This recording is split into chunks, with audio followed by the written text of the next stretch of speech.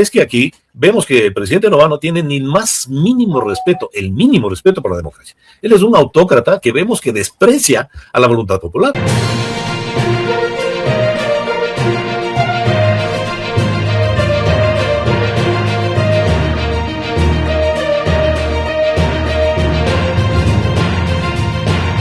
Preguntarle en primer lugar qué es lo que le interesa al presidente de la Asamblea, Nils Olsen, que apenas trabaja 3 horas al día, 2 días a la semana, ¿no?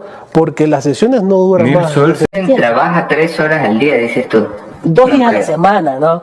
Porque si tú te das cuenta... 2 días a la semana. 2 días a la semana. Si tú te das cuenta, las convocatorias que vienen desde hace algún tiempo... Autoridades negligentes y no solo eso, corruptas ante todos los casos de corrupción, negligencia y sobre todo maloperancia de parte de un gobierno improvisado que lo único que sabe es atacar a sus enemigos políticos y en más, no resolver absolutamente nada. Dejan entrever todo lo que marca este gobierno del señor Noboa, como él lo ha denominado, del Nuevo Ecuador. Si este es el Nuevo Ecuador, no me quiero imaginar qué será después. Sin embargo, hay quienes tapan esto en la asamblea, en otros espacios, dejando ver que no quieren que salga la podredumbre, pero este es tan grande que se revela y dejaría ver todos estos entramados.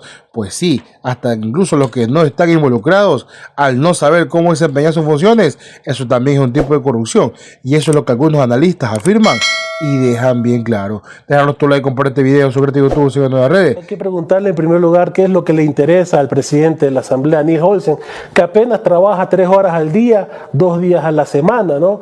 Porque las sesiones no duran más. Nils Olsen trabaja 3 horas al día, dices tú. 2 días a la semana, ¿no?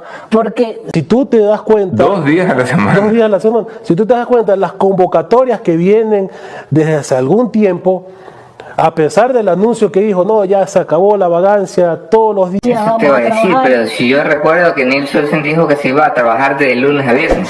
En lo absoluto. Sesionamos 2 días a la semana, 3 horas máximo. Y de las 3 horas estamos debatiendo 1 hora, hora y media, a veces 2 horas, sobre cambios del orden del día, con exhortos, exhortando a la Asamblea para que apoye los proyectos necesarios para el Ecuador. Es una tomadura de pelo. Hay proyectos de ley que tienen que tomar su curso, por supuesto, pero no están siendo evacuados ni por las comisiones y mucho menos por el Pleno de la Asamblea Nacional. Efectivamente, la institucionalidad del país no existe. Pensemos y veamos que el Ejecutivo ha cooptado todos los organismos de control del Estado y de la manera más vergonzante y descarada. Y obviamente en tales circunstancias los organismos de control callan cuando son ellos los que deberían justamente ejercer ese control para los cuales fueron constituidos. Y el gobierno no solamente que no tiene norte, equipo, propósitos posiblemente sí, de grupo, los propósitos de servir a la plutocracia a la que pertenece, sino lo más grave del asunto es que aquí vemos que el presidente Noboa no tiene ni el más mínimo respeto, el mínimo respeto por la democracia. Él es un autócrata que vemos que desprecia a la voluntad popular. Y la prueba de esto es justamente lo que manifiestas, Fernando. El día de hoy nos enteramos a través de esta bienvenida que da la Embajada Norteamericana a sus tropas de la Fuerza Aérea, que llegan a Manta 1 mes después de que el pueblo ecuatoriano manifestó con claridad. El 61% de ecuatorianos dijimos no a la intervención, no a la presencia militar extranjera en territorio nacional. Es decir, el irrespeto no solamente viene del norte, sino de aquí mismo, ¿no? Parecería ser que el presidente Noboa más bien sirve a los intereses de aquel que parece ser su verdadero país y no este que es el país prestado, al cual lo pretende transformar en una hacienda bananera. Un gobierno que hoy por hoy, al parecer, no ha podido leer el momento político post 16 de noviembre, que los resultados de la consulta les cogió con los calzones abajo y que no saben todavía cómo volver a ponérselos y cómo reaccionar.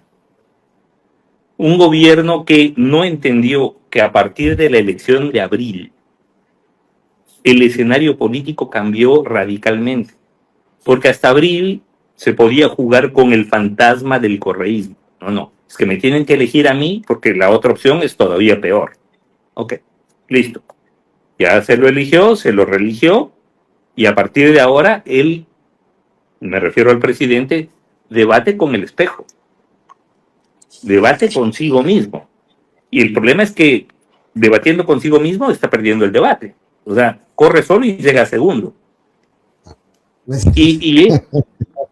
Ya cuando alguien debate consigo mismo y pierde, este problema. Claro, está corriendo solo y llega segundo. Entonces, claro, convoca a una consulta popular, asumiendo que haciendo lo mismo de los primeros 14 meses, es decir, paseándose con plata pública, un gobierno totalmente ausente, sin ninguna propuesta de nada en materia de políticas públicas, con una política de seguridad desastrosa que nos ha convertido en el 6º país más violento del mundo, de acuerdo a la revista Forbes. O sea, no es que no estamos inventando un ranking, ni mucho menos. Estamos peor que Sudán y que Haití, de acuerdo a Forbes. O sea, ¿qué inversión extranjera? Pues entonces ni nos quieren ver la cara de tontos, ¿no? Es que voy justamente en el fin de semana de la última válida de Fórmula 1 a Emiratos Árabes Unidos para traer inversión. ¿Quién va a invertir $1? Es más, nosotros hemos... Pero aparte, ojo, o sea, no solamente que se trajeron un tratado marco que en específico no nos aporta $1, partido por la mitad, sino que es el Ecuador el que ha invertido en Emiratos Árabes, porque nosotros abrimos una embajada. Normalmente en las relaciones diplomáticas parten de un principio de reciprocidad. Yo abro una embajada en tu país y tú abres una embajada en el mío, y de esa manera establecemos un diálogo diplomático fluido. Bueno, resulta que el Ecuador abrió la embajada en Emiratos Árabes y Emiratos Árabes no ha abierto un kiosco en el Ecuador. La ineptitud en el sector público es otra forma de corrupción, porque usa los recursos que no son de ellos, no sabe cómo hacerlo y los despilfarra. Primero, hay que nombrar funcionarios funcionarias probas y con conocimiento de las áreas en las que van a asignarse. No pueden llegar a enterarse. Debe fiscalizarse, debe analizarse las riquezas de exfuncionarios vinculados al sector público minero, y debe hacerse una profunda renovación de los técnicos de ANSER, porque ellos son quienes tuercen los informes. Nosotros tenemos videos de minería ilegal en Caluguro, en Panguinza, en Macará.